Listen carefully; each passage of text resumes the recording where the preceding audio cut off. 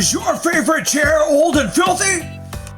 Then you need reupholsteryplex! It will make your furniture mega, mega, mega new! We found some gorgeous carved wooden chairs on the side of the road and decided to reupholster the cushions. So to remove the cushion, I simply turned the chair upside down and unscrewed the 3 screws holding it into the frame.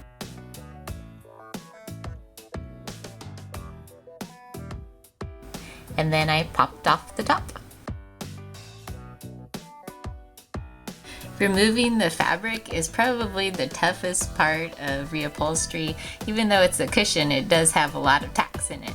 So what you want to do is wear gloves and use a flathead screwdriver to pull up the old tacks.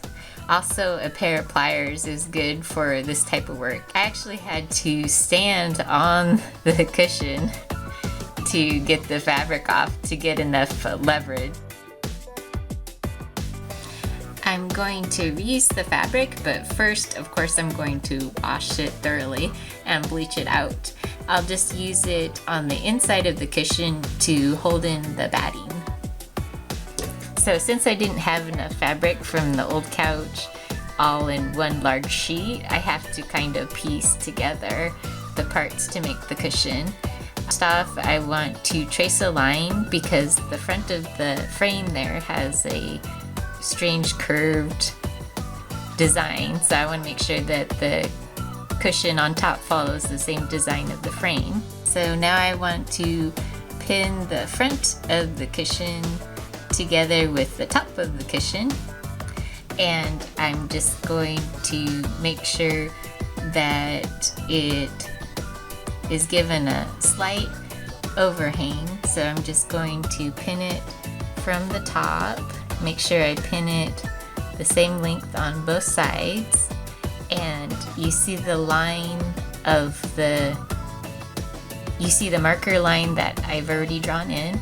That's where I'm going to sew, is directly on that line, and it'll make a nice seam that'll follow the pattern of the frame. Okay, so now I have sewn in the lined part where I markered it in before, and as you can see, it follows the design pretty well. And now I'm going to show you how I sewed in the sides. I didn't want to sew it together at the top because that can create a lot of problems. So just remember to not sew the parts of material together at the top, but to leave a little flap so that you can fold it over nicely and not have to redo your seams. I stapled the white fabric to the top of the seat frame and stapled it all around the rubber supports, so now it's ready to hold in the batting. Now that I have the white fabric to hold in the batting, I'm going to put in the cushion cover. So I already sewed in the 2 sides, the front, and then also I sewed in a back piece. So I want to make sure that the edge of the seam aligns perfectly with the frame, the top of the frame, before stapling it in, because I don't want to staple it in crooked. So somehow the footage of me inserting the batting got lost, so I'll give you a brief demonstration.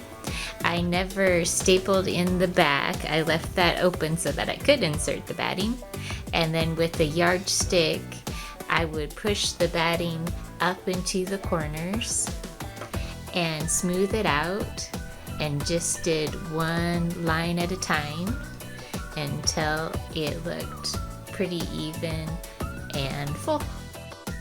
To finish up the back, I just tried to pull the material as tight as possible and stapled it in. Then all that's left to do is just to attach the cushion to the chair.